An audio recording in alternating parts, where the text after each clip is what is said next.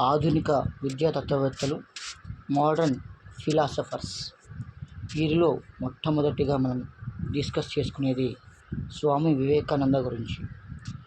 1863 జనవరి 12న కలకత్తాలో స్వామి వివేకానంద జన్మించారు. ఇతని ఒరిజినల్ పేరు మనకందరూ తెలిసిందే, నరేంద్రనాథ్ దత్త.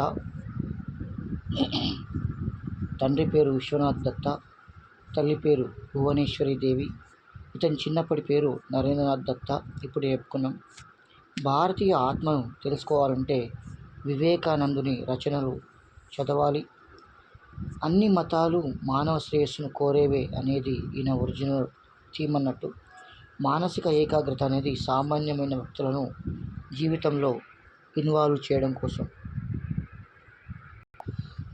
మానసిక ఏకాగ్రత సామాన్య వ్యక్తులను సామాన్య జీవితం కోసం తయారు చేయగలిగేదే విద్య అనేది ఈయన తత్వం.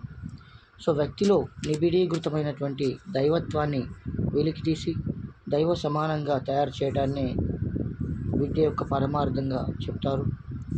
విద్య అనేది అందరి హక్కు. ప్రజలను విద్యావంతులను చేస్తే పేదరికం నుంచి విముక్తులను చేసిన దేశం అభివృద్ధి అవుతుంది అని స్వామి వివేకానంద తత్వం అనేది చాలా క్లియర్గా చెప్పడం జరుగుతుంది. ఆత్మవిశ్వాసం కల్పించడం, శ్రద్ధ, తనను తాను గౌరవించుకునే ఆత్మావధానాన్ని జనాల లోపల కలిగించడం అనేది స్వామి వివేకానంద విద్యాతత్వానికి సంబంధించినటువంటి ముఖ్యమైనటువంటి అంశం.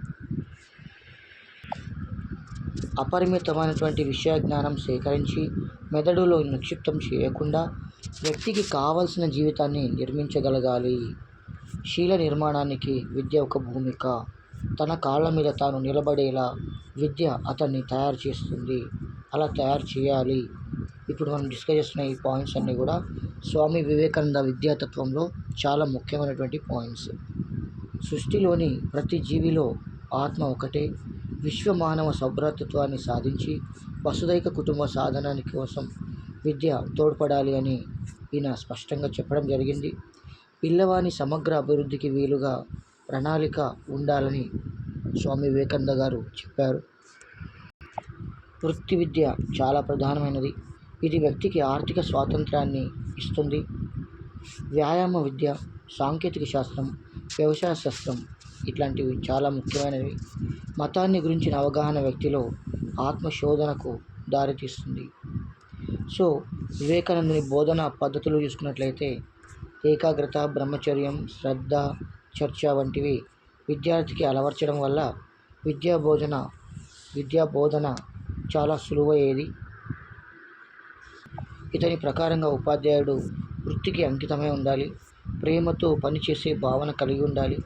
విద్యార్థుల పట్ల సానుభూతి కలిగి ఉండవలే. స్త్రీ విద్య గురించి స్వామి వివేకానంద గారి అభిప్రాయం ఇది చాలా చాలా ఇంపార్టెంట్ అండి. కాంపిటేటివ్ ఎగ్జామ్స్లో అన్నింటిలో కూడా స్త్రీల కాన్సెప్ట్ ఎక్కడైతే వస్తుందో అది చాలా చాలా ఇంపార్టెంట్. ఇక్కడ కూడా స్వామి వివేకానంద స్త్రీ విద్య గురించి కొన్ని భావాలు చెప్పడం జరిగింది. సో అవేంటో చూద్దాం. ఇక్కడ స్త్రీలను విద్యావంతులు చేయనిదే ఆ జాతి జాగృతం కాదని తెలిపారు. బాల్య వివాహాలకు ఇతను వ్యతిరేకి. స్త్రీలు ఆదర్శవంతంగా ఉండాలి అని చెప్పాడు. పిల్లలందరికీ ఆమె గుణగణాలు ఆదర్శం కావాలి. ఇవి స్వామి వివేకానంద యొక్క ముఖ్యమైనటువంటి భావాలు, తత్వాలు విద్య పట్ల.